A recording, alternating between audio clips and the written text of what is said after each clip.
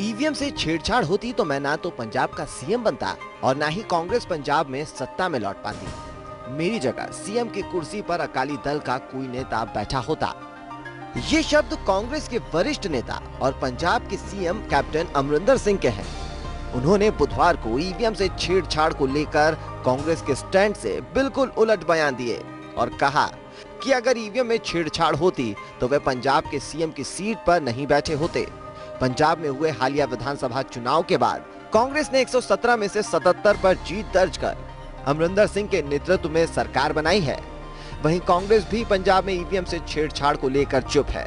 ऐसे में कांग्रेस के वरिष्ठ नेता वीरप्पा मोइली के बाद कैप्टन अमरिंदर सिंह कांग्रेस के दूसरे वरिष्ठ नेता हैं जो ईवीएम के बचाव में उतरे हैं। ईवीएम से छेड़छाड़ के आरोप पर तो मोइली ने अपनी पार्टी कांग्रेस को आईना दिखा दिया है।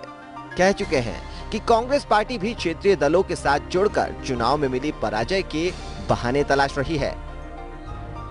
We have tested and again during my period also we appointed technical committees on this EVM functioning. Okay. Then ultimately we came to the conclusion they are good and I don't think the manipulation is possible.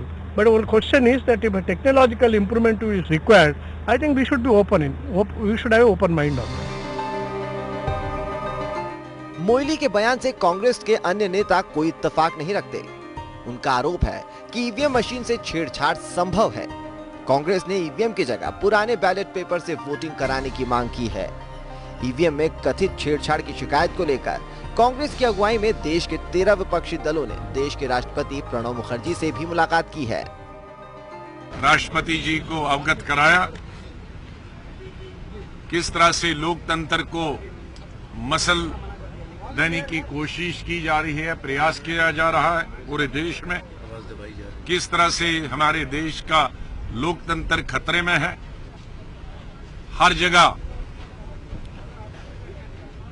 धर्म का गलत इस्तेमाल किया जा रहा है और एक खौफ और डर पूरे देश में पैदा किया गया है। अब चुनाव आयोग ने भी ईवीएम से छेड़छाड़ के आरोपों पर इन दलों को ईवीएम हैक करने की खुली चुनौती दे दी है, जो अपनी हार का ठीकरा ईवीएम पर फोड़ते रहे हैं। ऐसे में कांग्रेस, केजरीवाल और मायावती के दावों की असल परीक्षा होगी, क्योंकि बीएसपी सुप्रीमो मायावती तो यूपी में अपनी करारी पराजय की वजह ईवीएम से छेड़छाड़ को बता चुकी हैं। उन्होंने हो सकता है कुछ और संदर्भ में बोला हो और उसको उसके मायने कुछ और निकाल लिए हो, ये भी हो सकता है। इन नेताओं को उचित जवाब देने के लिए चुनाव आयोग मई के पहले हफ्ते से विशेषज्ञों, वैज्ञानिकों और तकनीकी विदों को 1 हफ्ते या 10 दिन के लिए हर स्तर पर ईवीएम मशीनों को हैक करने का पूरा मौका देने के मूड में है। दिलचस्प तो ये है कि ईवीएम की शुरुआत तब की गई थी जब केंद्र की सत्ता में कांग्रेस थी और मशीन की जाँच अच्छे से की गई थी। ऐसे में अपनी ही पार्टी के 2 वरिष्ठ नेताओं के बयान से कांग्रेस बैकफुट पर आ गई है।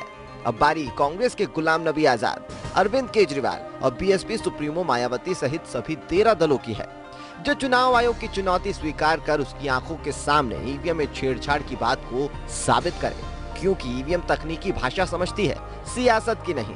कुछ गलत कहा हो तो बताइएगा। कुमार मयंक, APN।